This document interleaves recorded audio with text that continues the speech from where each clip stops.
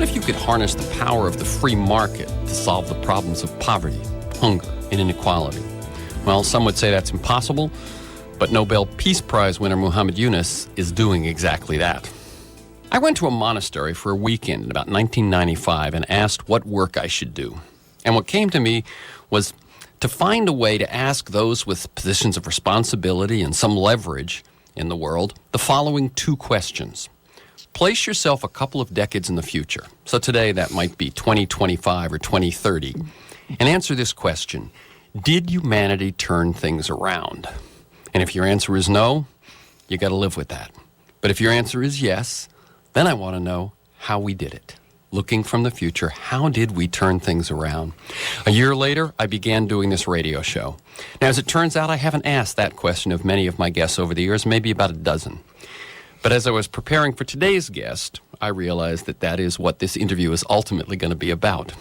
As founder of Grameen Bank, Muhammad Yunus pioneered microcredit, the innovative banking program that provides poor people, mainly women, with small loans that they can use to launch businesses and lift their families out of poverty.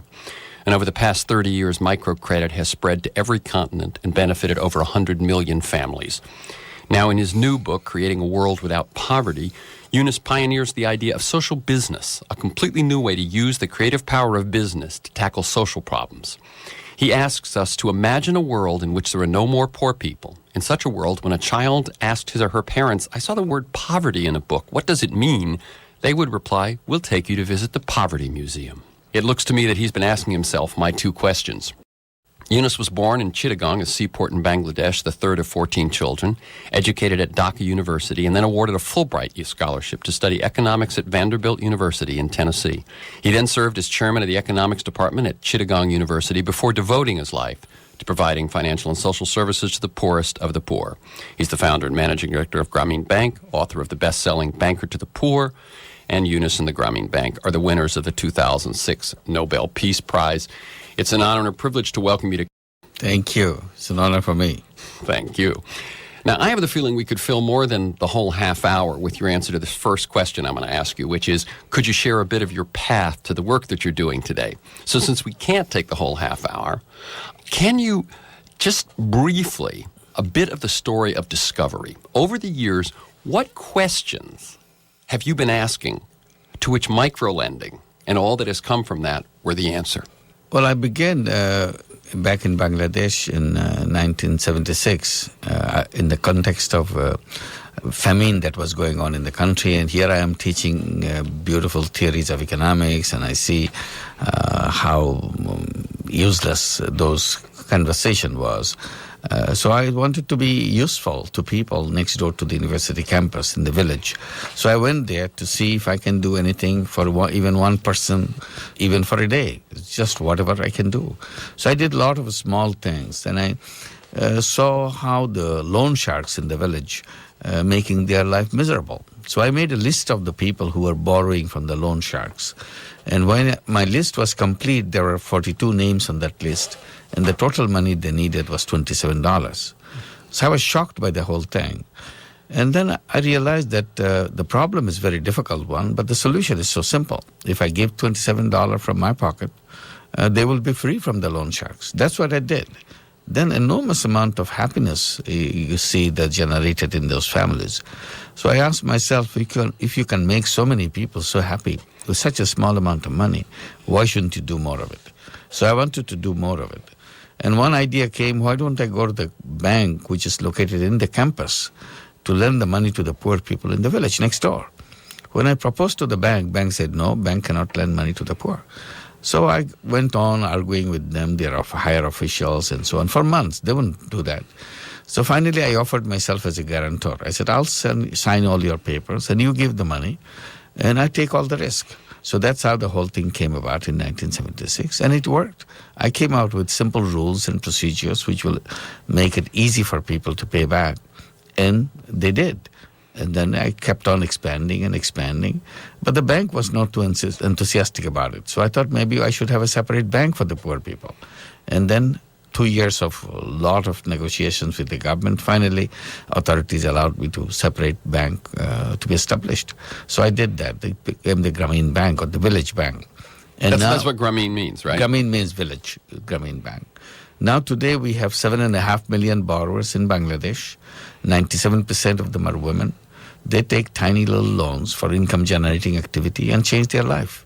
An example of an activity, an example of a loan. Loan would be something like, initial loan would be something like $30, $35 to buy some chicken or do some basket making, buy raw materials to do the basket making, or buy some fabrics to make dresses and so on. So very simple thing people that are familiar with doing. And they can sell this and make money for themselves. These are illiterate women, never been in business before. Then she never thought she can do something like that. But seeing one another, they come up with ideas and gradually grow. Today, average loan in Grameen Bank would be something like $150. So there are many, many people who take loans above that, but most of them are around that. Mm-hmm. And so in the past, with the loan sharks, they would borrow the money from the loan shark, and then almost everything they made, the baskets, the chickens, whatever it was, everything went back to the loan sharks. So the condition, like first person that really gave me the shock, she was making bamboo stools, and a beautiful bamboo stool. And I couldn't figure out why she's so poor if she's making such beautiful bamboo stool. So then she explained to me she didn't have the money to buy the bamboo, so she had to borrow from the loan sharks. And how much was the money she had to borrow from the loan sharks? 25 cents. And the condition of the borrowing is, whatever you produce, you have to sell it to me at the price that I decide. So that means she never gets anything for herself. Everything, she is a slave labor for the loan shark. So once you have the initiative in that world, once you have the initiative to do something, you actually become a slave. Absolutely, yes, because this is a trap you can't get out of, because you don't have the money, and when you borrow the money, the guy who is lending you the money takes away everything, so you don't have any money left. God. I'm Terry McNally, and I'm speaking with Nobel Peace Prize winner Muhammad Yunus, pioneer of microcredit, and we're going to talk about his new book, Creating a World Without Poverty. This is KPFK 90.7 FM, 98.7 in Santa Barbara, streaming and podcasting at kpfk.org. Let me ask one question. When I was reading your biography, I was surprised to realize that you spent some formative years, age 25 to 32, in the U.S., studying and teaching at Vanderbilt and Middle Tennessee State, from formative years for America, 65 to 72. Did those years in America have any influence on what's happened since? Oh, it is. It was a very useful time that I spent here. This was the time of the civil rights movement. So I saw how the civil rights movement was being fought in this country. This was the time for the flower children, the hippies. This was the time for anti-Vietnam War demonstrations, students fighting against the authorities not to go into Vietnam, and also stop war in Vietnam. So all these things were happening. There's this social upheaval going on. And I'm taking sides this way or that way, debating, discussing, and watching what's happening in the country. So I learned a lot in the process. I mean, the fact that you went on to become not just an economics professor, but a social entrepreneur. Yes, indeed. I saw the social milieu at that time, so how transitions take place, how one idea changes into another idea, how you stand up for those ideas. In the beginning, it looks like you have absolutely no chance, but you keep on fighting and it happens. Exactly. I actually saw that James Lawson, I think, he had studied, I know, in India, one of the civil rights leaders in America, of the sit-ins, and he'd learned civil disobedience from folks who'd learned from Gandhi. Yes. So I like the cross-fertilization. Yes, cross-fertilization. The peaceful marching for a cause that you believe in what it is. Yeah. I mentioned the term social entrepreneurship. What is that? And let me put a little more context around it. I mean, I assume you've been a social entrepreneur since before they came up with the term. Some people would say, oh, it sounds like jargon, but I think you find it a useful term and a useful model. It's one way to describe what people are doing. Many people take initiative in changing the world, changing their neighborhood, changing things the way it is done. So you need a description who these people are. And you are doing it not for your own personal gain. You are doing for bringing gain to the society, bringing gain to the world. So they are described as social entrepreneurs. It could be a very small neighborhood thing, but you are taking initiative beyond the call of your normal duty. You did it because you felt it strongly that it should be done. This needs to be done. So I know Bill Drayton of the Ashoka Fellows, he says that we've all heard the thing of you can either give someone a fish or teach them to fish. And he says social entrepreneurs change the way we fish. Yeah, that's right. That's another way of looking at it. Yeah. When I said this thing about you were probably a social entrepreneur before the term even existed, have there been lessons learned over the evolution of social entrepreneurship, that certain things that people thought it wasn't, and that there's some sort of real wisdom that's evolved over time about why it works and what makes it work? I would say it's when the term is coined and so already used for people describing who are these people, then you start looking at it. One good thing came out of it. In the beginning, you thought you are alone, and this is a kind of odd kind of thing. People look at you, why are you doing this? What's in it for you? Then you didn't have any good answer. But when this term was coined and everybody's introduced this as a social entrepreneur, you see there are a lot of them like you, and you learn from each other. Because you're doing something, some guy somewhere else is doing completely different thing, and it's changing the society.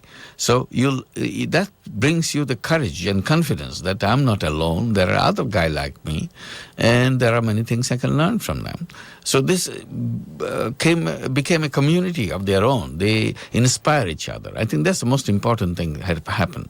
Yeah, and that makes very good sense. In other words, one social entrepreneur alone is Don Quixote. Right. But a bunch of them are a lot of change. The Norwegian Nobel Committee, when it awarded the Peace Prize to you and to the Grameen Bank, it said it was for your efforts to create economic and social benefit from below. And my guess is that means that concept of from below is more than microcredit, isn't it?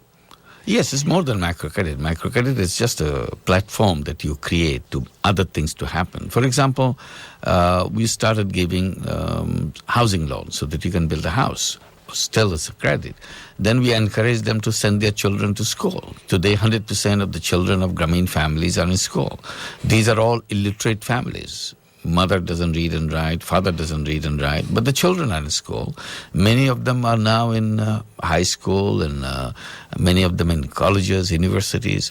And Grameen Bank gives them a student loan. And as a result, there are 21,000 students who are in medical schools, engineering schools, and universities, and so on. So you create a completely new generation that's coming out of it. So one after another, and we introduce many different products like pension funds so that you can take care of your old age. You're a poor person. You worry always, what will happen to me when I grow old? Who is going to take care of me? Because there is no savings for them.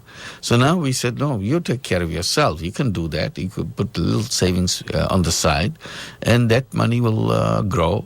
And out of that, you have an income which will take care of your monthly requirement. Let's say, although the loans are small, the changes are incremental, the time is long-term, Bangladesh has, in the years, let's see, you say 76, so we're now talking 30 years, has undergone great change, yes? Oh, a lot of changes. Bangladesh is quite different now than it used to be 30 years back.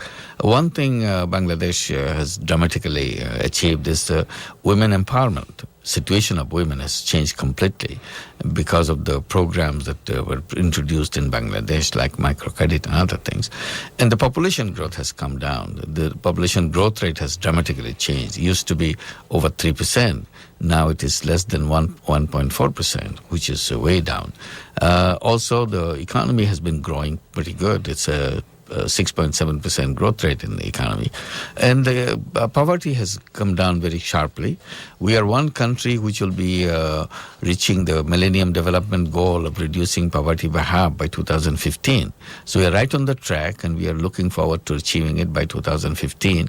Our hope is we can even achieve it before 2015. So it's not something of a slogan that you raise, soon you forget whether you're going to do it or not. But for Bangladesh case, not only you will be achieving that Millennium Development Goal of reducing poverty by half by 2015, we are on the track to achieve all the 8 Millennium Development Goals. So I would say that is a fantastic achievement to achieve all the Millennium Development Goals by 2015. And I believe you said at the very top that in 76, stirred by the famine. I mean, that famine was when Americans and a lot of other people in the world first learned of Bangladesh, and it was the poorest of the poor. It was the bottom. Absolutely. Yeah. Yes. Now, one thing that I read was that of all the banks in Bangladesh, not even 1% of the borrowers happened to be women. Now, I'm not sure when that was so, and yet you say 97% of Grameen borrowers are women, and it's part of the whole program. Is this idea of women empowerment going to be one of the things that changes the world so that we create a world without poverty? Oh, it makes a significant difference in third world countries. When you empower the women, it changes the society very fast. You change the whole new generation coming up, young girls, young boys. They look forward to completely different thing. I was referring to that 1% of borrowers not being women in the conventional banks in Bangladesh. This was in the 70s when I was struggling with them, trying to persuade and attacking them for being wrong. But the situation for the conventional bank has not changed much, even after those 30 years. Still, if you go to conventional bank, probably the percentage would be somewhere around that level of 1% or less. Yeah. Even though all the things that we do in Grameen Bank. And you have a phenomenal repayment rate.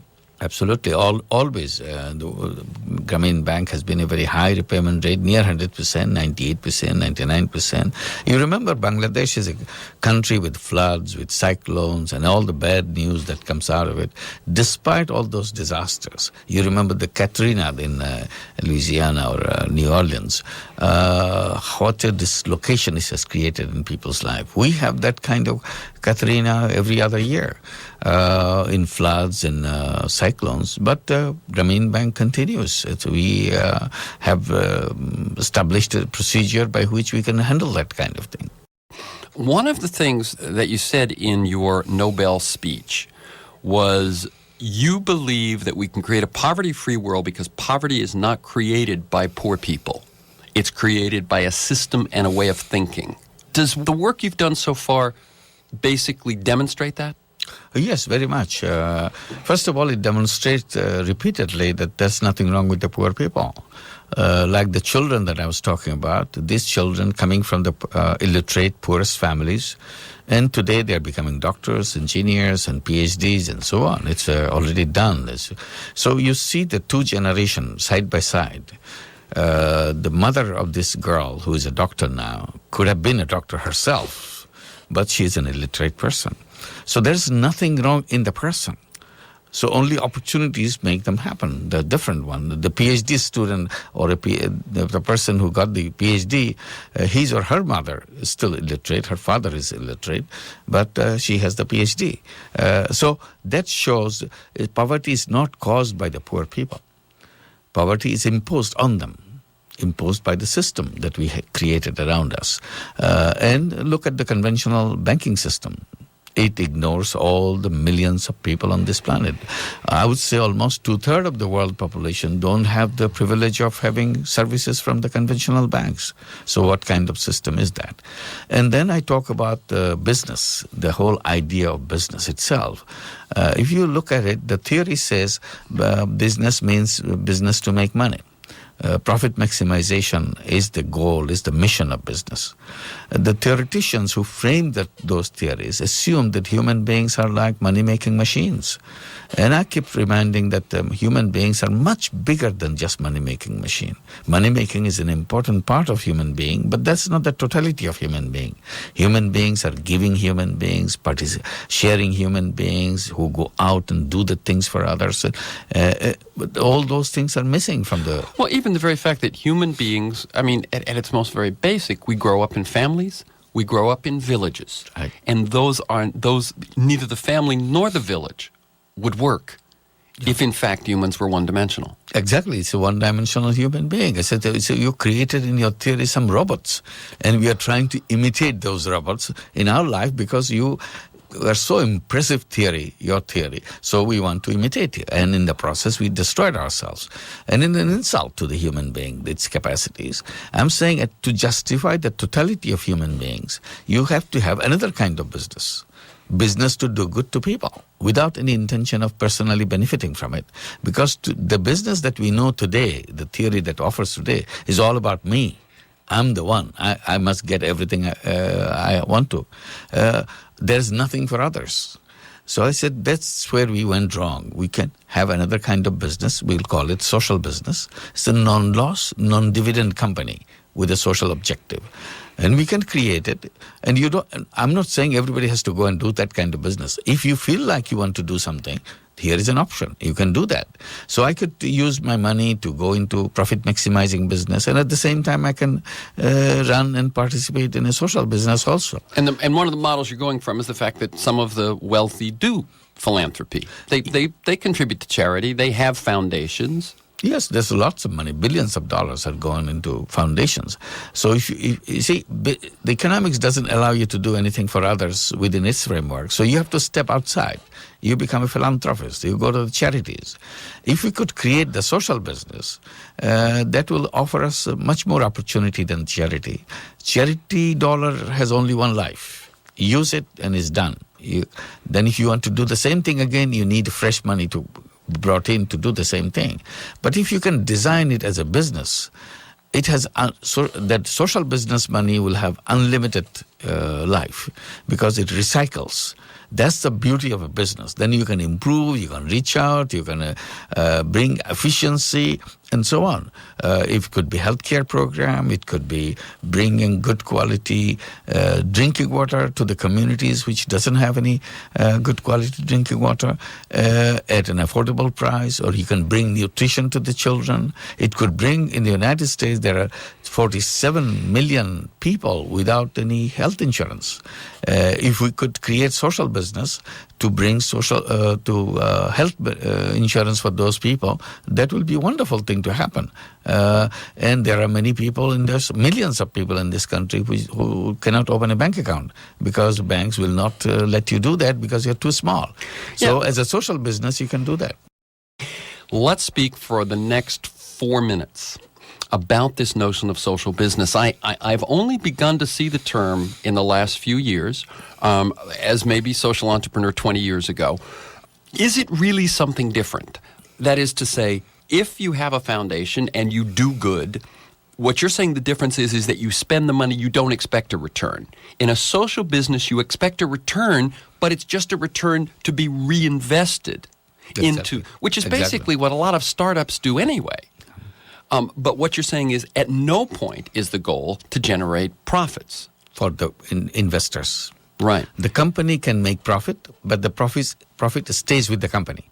The investors, the owners of the company, must declare that I don't want anything for me in it. They get a salary. I can take back my investment money. If I work for the company, I can take salary. That's it. But no profit. I cannot take any dividend because the entire company is devoted for a social objective.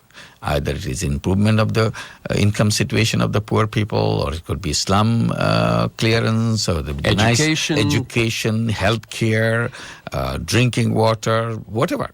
That's my goal. I feel bad about it, so I want to address it myself. I don't want to dump everything on the shoulder of the government to do it.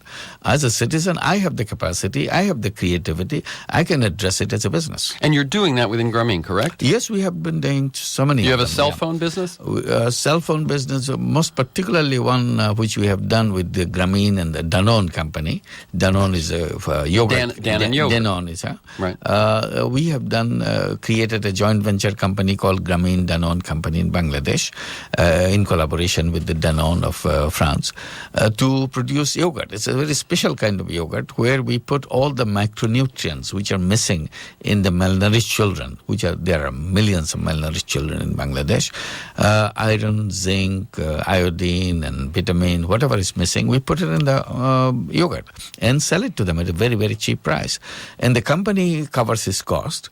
The investors, the Danone Danone and Grameen, they promise that they will never take any dividend out of it because this is geared towards the social objective of bringing nutrition to the children who are malnourished, and is doing pretty good. And so Danone, a profit-making company in most of its work, has decided in this particular partnership with you, they're not making a profit. That's true. And That's right. Their shareholders, how do they react to this? Their shareholders, they got the permission from the shareholders. They circulated a resolution to the shareholders. This money, we will not expect any return out of this.